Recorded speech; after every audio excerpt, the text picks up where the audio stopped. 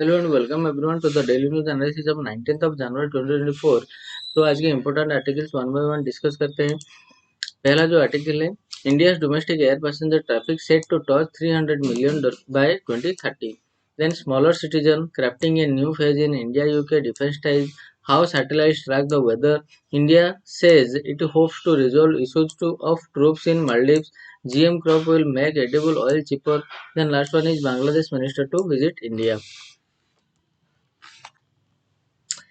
पहला आर्टिकल है, India domestic air passenger traffic set to touch 300 million by 2030 says civil aviation minister.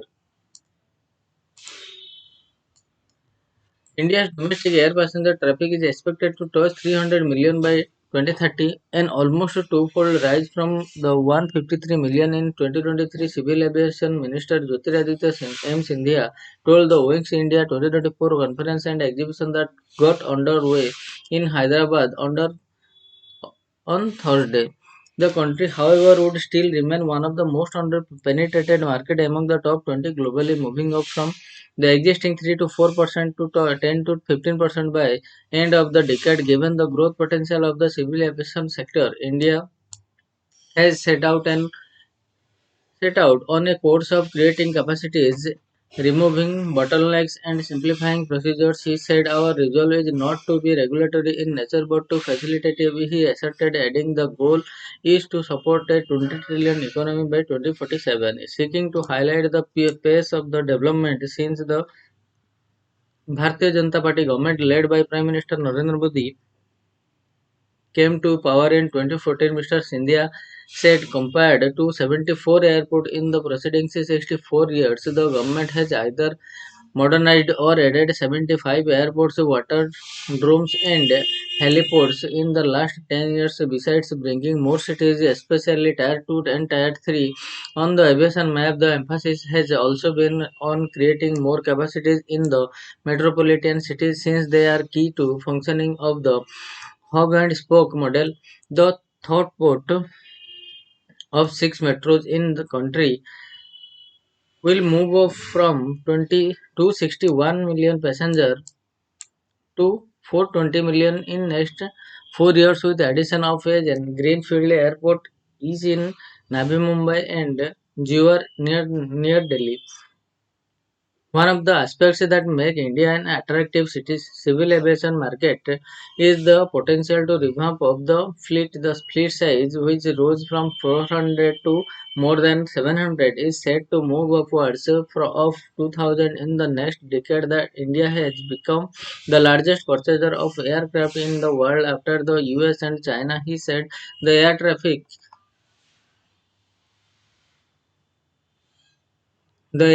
controllers' strength has increased from 2,700 to almost 4,000. In addition, 500 employees will be joining this year, he added.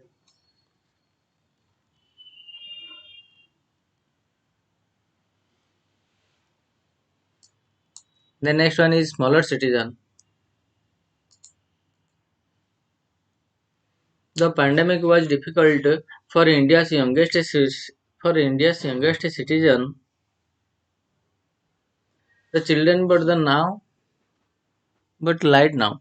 The annual States of Education report titled ESSER 2023 Beyond Basics and released on Wednesday, a survey by the civil society organization Pratham among rural students aged 14 to 18 reveals that more than half struggled with basic mathematics, a skill they should have mastered in class 3-4. The household survey, the first field based on 1 in 4 years, was conducted in 28 districts across 26 states and assessed the foundational reading and arithmetic abilities of 34,745 students. In other findings, about 25% of this age group cannot read a class 2 level text in their mother tongue. Boys are, however, better in arithmetic and English reading skills than girls. Overall, 86.8% in the 14 to 18 years of age group are enrolled in an educational institution, but there are gaps as they grow older.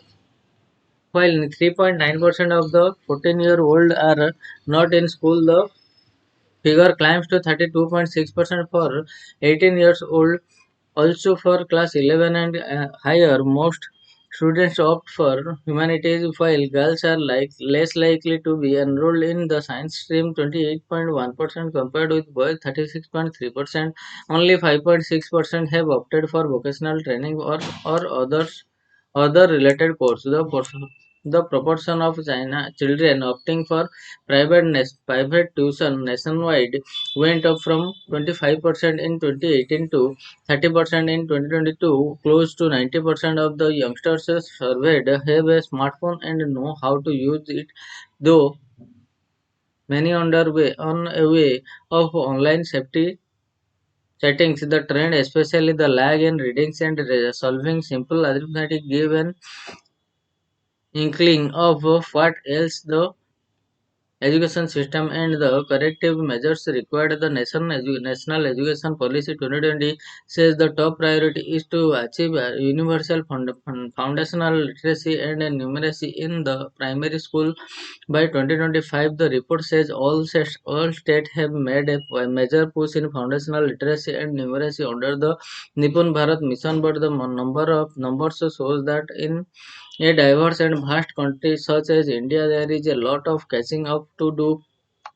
While rising enrollment is a good thing, what awaits the students after they finish the compulsory school cycle, class 8 is not all that rosy sometimes because they are simply not able to cope with the ambitious curriculum set for higher secondary level. The Right to Education Act 2009 may have ensured universal access to education, but there is many a gap to fill before it touches every child in the true spirit of the legislation.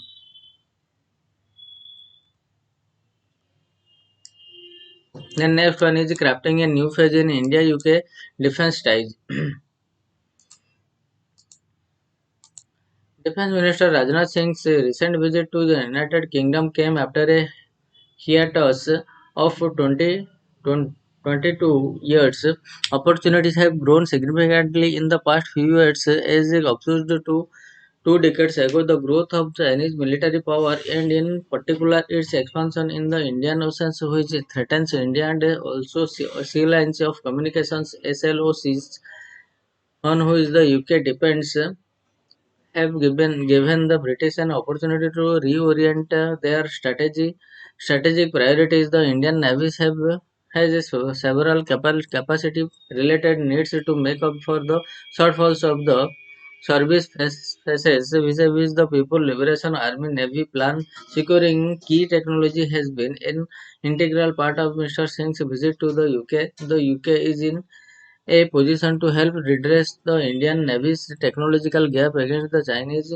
One key area where London and New Delhi are commenting cooperation in electrical propulsion to power aircraft carriers. The Indian Navy's carrier at present are not powered by electric propulsion technology. The Queen Elizabeth class aircraft carriers of the Royal Navy use electric propulsion, and the RN has mastered this technology. In the run-up to Mr. Singh's visit, there were already preliminary engagements between the Indian and UK government regarding the Indian Navy securing electric propulsion technology through the plan for its part struggle to overcome the technical challenges associated with the electric propulsion. There is increasing yet anecdotal evidence emerging that it is in the process of integrating electric propulsion into its warships, such as the type of 05B frigates. The Indian Navy cannot sit idly and allow the Chinese Navy to steal a march on a key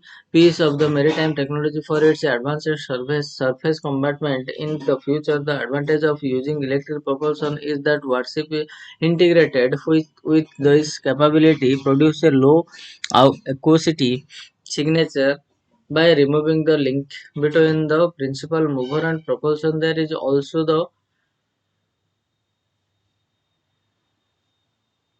added advantage of enhanced electrical power generation for subsystems in the major warships of the Indian Navy's surface fleet. The establishment of joint working group dubbed in dubbed the India-UK Electric Propulsion Capability Partnership, first made in February 2023, and thereafter a delegation levels discussion was held on the Royal Navy frigate HMS Lancaster, which made a port visit to Kochi in March last year. Extensive discussions took place the following month on the transfer of technical know-how and Royal Navy's experience in maritime electric propulsion for the Indian Navy's major surface combatment in the future.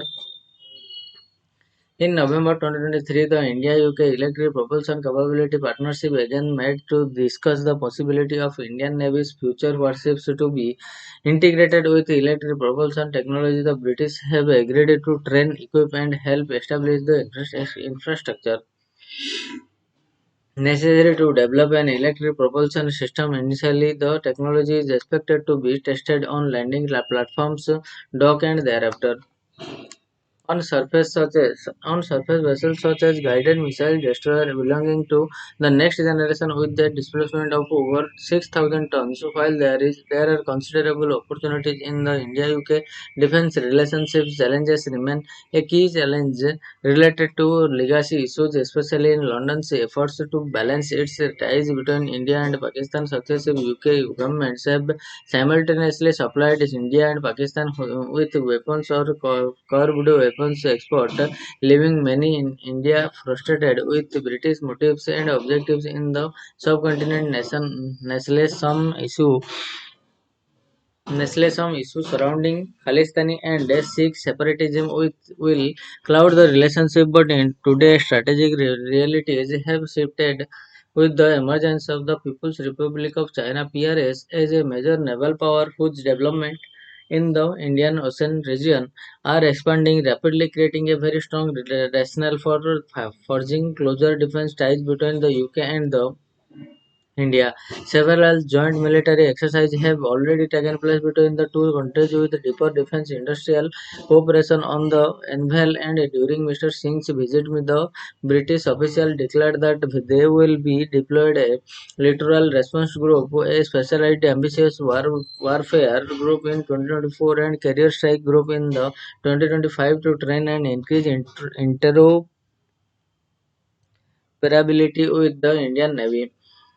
With, with Mr. Singh's visit to the UK, London is both rediscovering and bolstering its military involvement and presence east of Suez, which it had considerably until the late 1960s.